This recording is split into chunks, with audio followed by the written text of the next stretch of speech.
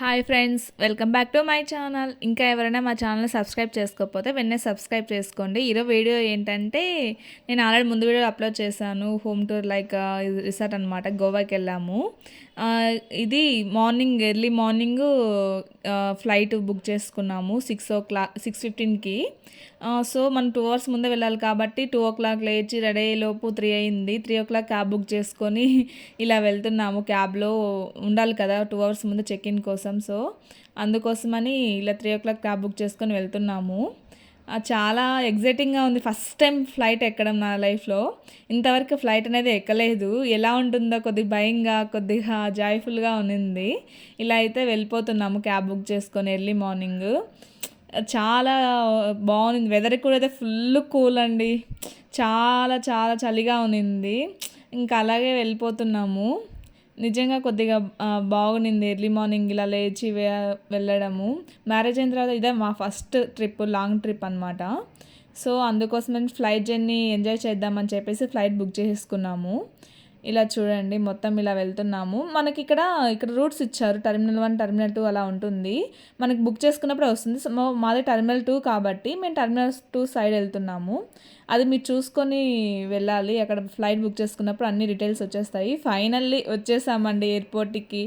1 అవర్లో వచ్చేసాము మా ఇంటి దగ్గర నుంచి. ఇది బెంగళూరు కెంపుగూడ ఎయిర్పోర్ట్ అండి. చాలా సూపర్గా ఉంది. నేను చూసి షాక్ అయిపోయాను ఫస్ట్లో. ఇంత బాగా ఉంటుందని ఎయిర్పోర్ట్ అనమాట. సేమ్ ఇంద్రభవన్ లాగా ఉంది. ఇక్కడ చూడండి ఒకసారి. ఇక్కడ దిగుతున్నాము. ఫైనల్లీ డైరెక్ట్ క్యాబ్ బుక్ చేసుకుంటే ఎయిర్పోర్ట్ దగ్గరికి వచ్చేసి దింపేస్తుంది. ఫైనల్లీ దిగేసి ఇలా చూస్తున్న ఫస్ట్ షాక్లో ఉండిపోయాను. ఇంత బాగుందని చెప్పి. ఫస్ట్ ఇది హౌసా లేకపోతే ఎయిర్పోర్టా అని చెప్పి షాక్లో ఉన్నాను ఫస్ట్లో.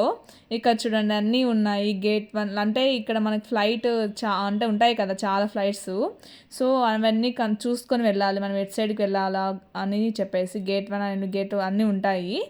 అన్నీ మాది ఉంటుంది కాబట్టి ఇక్కడ చూసుకొని వెళ్తున్నాము మేము. మీకు ఎవరైనా బుక్ చేసుకుంటే తెలియని వాళ్ళు ఉంటే ఫ్లైట్ టికెట్స్లోనే అన్నీ ఉంటాయి. అక్కడ చూసుకొని వెళ్ళండి. ఇక్కడ చూడండి, నేనైతే ఫస్ట్ వీడియో తీసుకుంటూనే ఉన్నానండి. ఇక్కడ చూడండి, ఫస్ట్ ఎంట్రన్స్ చెక్-ఇన్ ఫస్ట్ వెళ్ళాము. తర్వాత ఇది కాదని చెప్పేసి వేరే సైడ్ అని చెప్పేసి మళ్ళీ నడుచుకుంటూ వస్తున్నాం. ఒక పక్క భయంగా ఉంది.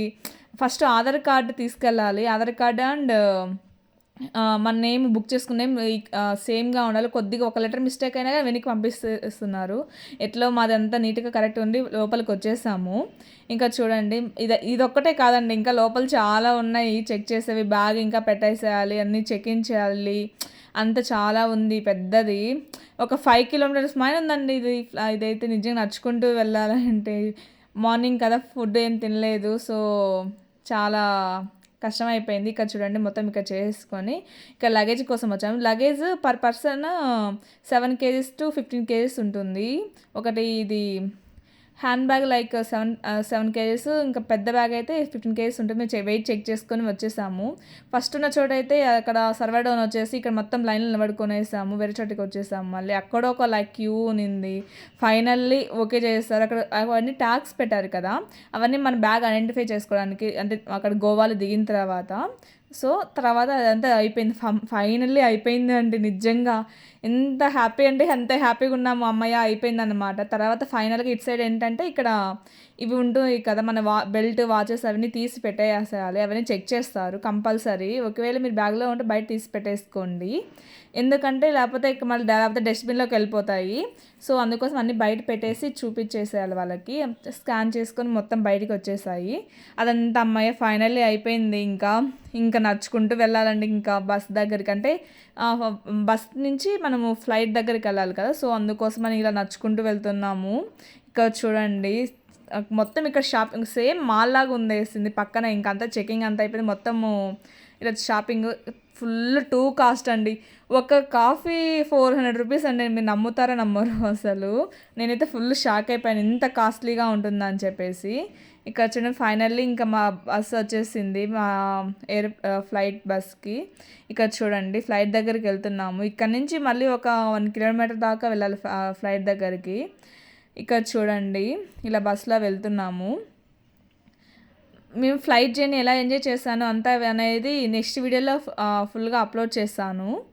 కంపల్సరీ చూడండి. మీలో ఎంతమంది ఫ్లైట్ జర్నీ ఇష్టమో కమెంట్ బాక్స్లో మెన్షన్ చేయండి. ఇంకా మీలో ఎంతమంది ఫస్ట్ టైం ఫ్లైట్ ఎక్కుతూ ఇలా కొద్దిగా భయంగా కొద్దిగా ఎంజాయ్ చేస్తూ ఉండేవాళ్ళు ఉంటారో కమెంట్ బాక్స్లో మెన్షన్ చేయండి. ఫైనల్గా అయితే ఇంకా మేము వచ్చేసాం ఆ ఫ్లైట్ దగ్గరికి. ఈ వీడియో అనేది ఎలా ఎంజాయ్ చేస్తానో నెక్స్ట్ వీడియో అప్లోడ్ చేస్తాను. ఫైనల్లీ మర్చిపోకండి, please like do subscribe to my channel. పక్కన గంట ఐకాన్ దాన్ని క్లిక్ చేయండి.